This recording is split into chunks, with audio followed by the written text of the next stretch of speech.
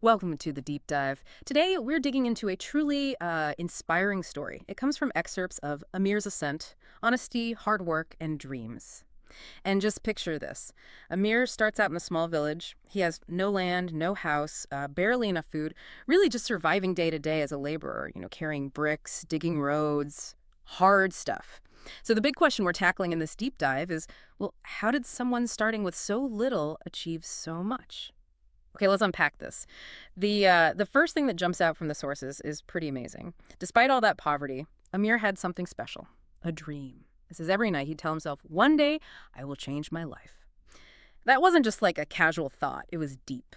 Right. And what's fascinating there is just the power of that belief. It's Yeah. like this internal capital. It can't be taken away, Yeah. unlike money or possessions. And it often seems to be the real starting point. Even when there's nothing else there, it fuels everything. Yeah, that makes sense. But okay, how does that inner feeling actually connect to the real world? What sparked the change?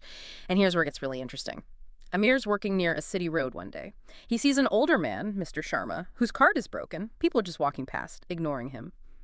But Amir, he immediately runs over to help. No hesitation. hmm And that act, that simple choice, it wasn't calculated, was it? It was just, well, decent, honest.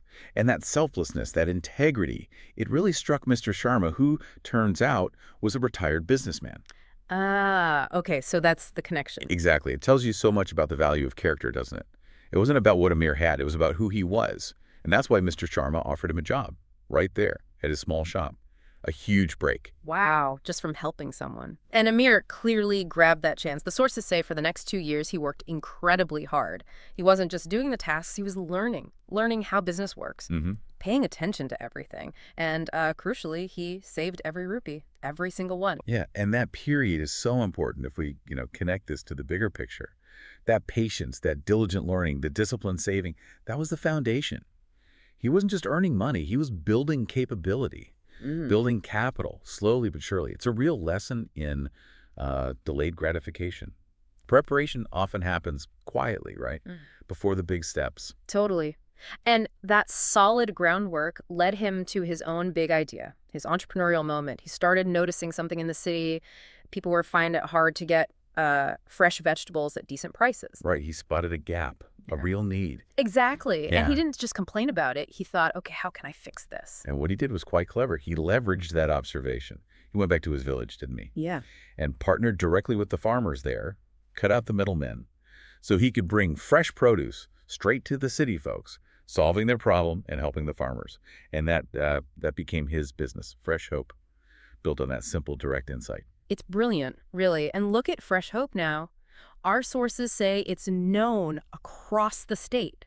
It gives jobs to hundreds of people. It actively helps the poor, supports education. It's really come full circle. A huge impact from such humble beginnings. Mm. Which brings us back to Amir's own view of it all. When people ask him how he did it, he apparently just smiles and has this profound take on it. What does he say? He says, "I was never truly poor, I just didn't have money. Wow. My wealth," he says, "was my honesty, patience, and hard work." That's powerful. That really reframes everything. So his journey wasn't about getting rich in money terms first. It was about being rich in character and letting that drive everything else. Honesty, patience, hard work. Precisely. Those core values were his actual capital from day one. So an incredible story, from laborer to, well, a source of hope for so many. Absolutely. And maybe it leaves us and you listening with a question to think about. What hidden wealth, maybe it's your